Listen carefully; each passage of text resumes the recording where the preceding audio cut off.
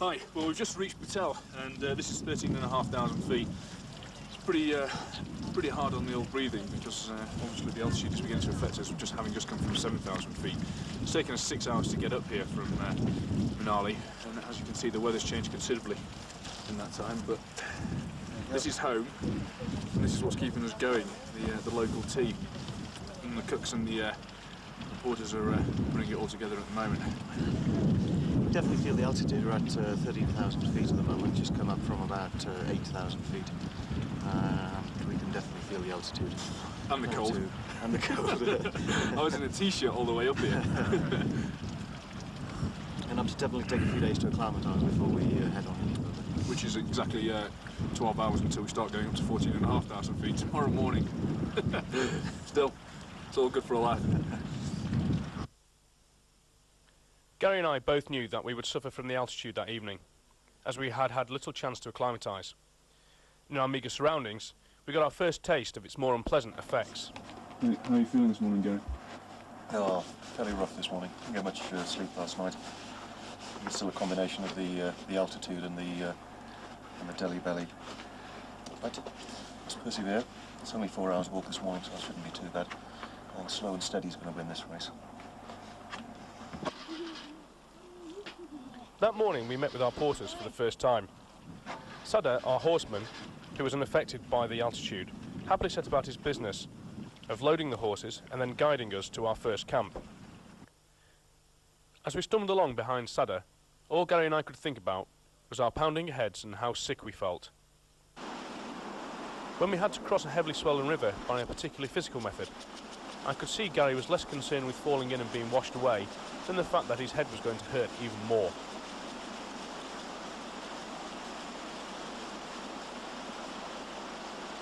Our sorry appearance did, however, have one beneficial effect.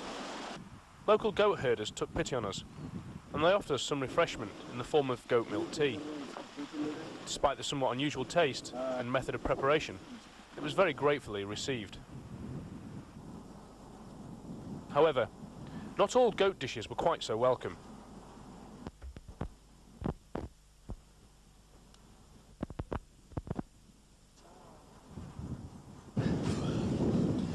Well, today was Gary's birthday and we had a little celebration today. The goat herders just down the valley here found a goat which had been washed into the river and drowned. A bloated goat. Which they gave to our horseman, who knew it was Gary's birthday, so they promptly cut it up and gave it to us for lunch today. Something of an unusual taste. It was quite simply the worst meal I've ever had in my entire life. It was Gopping. Absolutely Gopping. Luckily, they like their meat fairly raw here as well, so we had a few problems digesting it. With the best will in the world, we couldn't say exactly what we thought of it to them, so we made the usual signs and said thanks very much. It was very, very tasty. But I think we'll try and avoid that again. Although they have actually dried some, well, they're promising to dry some for us and take it to the top of the mountain when we head out tomorrow. I'm hoping it rains.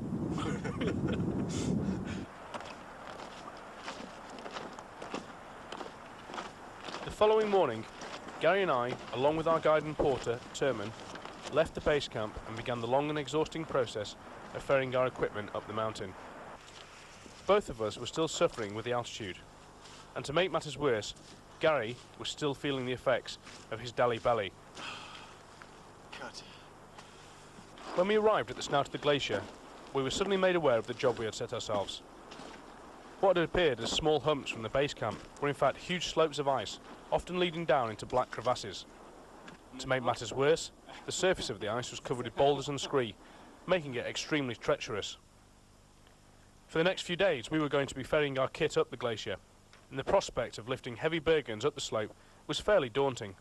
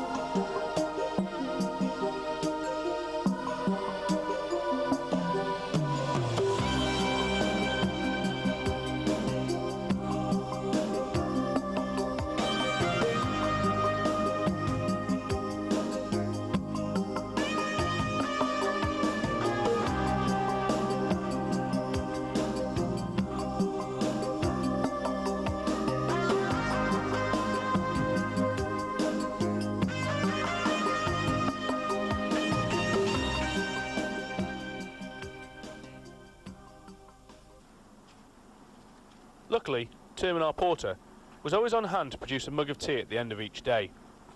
Oh, excellent. Thank you. Thanks, Tim. Shukriya. Shukriya. Done your bad. However, the collection of the water fell to myself or Gary. This is the glacier, and this is our drinking water. We have to come down into these little holes in the crevices in the actual glacier to get our drinking water. The problems we've got, as you can see, this is all falling apart behind me. The sun melts the glacier, the ice, and the rocks are tumbling in all the time. Slightly apprehensive about being here because we've been travelling up the sides of the valley, and the stuff has been tumbling down. We've had a couple of narrow shaves when large boulders have crossed our path, and as you can see, it's happening all the time. There's some fairly big boulders up there as well, and if they come down, we're going to know about it. Which, if you'll excuse me, is a fine time to get out of here. Despite the dangers, the pools of water offer a chance to wash and clean clothing, as well as take that all-important bath. In your entire life. Though melted ice water does have its drawbacks. On your back, so around your back.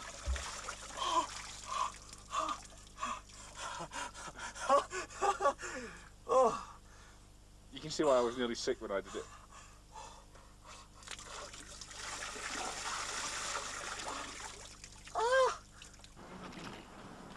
As we climbed higher each day, so the contrast in daytime and nighttime temperatures became more apparent. And so at each stage, the camps became a little more uncomfortable. We're on the biggest bit of ice in northern India. We are actually camping a couple of inches above the Shigri Glacier. Have a look at this. This is where the tent is. Just need to sweep away a bit of rock. And right here, ice. Ice. Lots of it. Cut.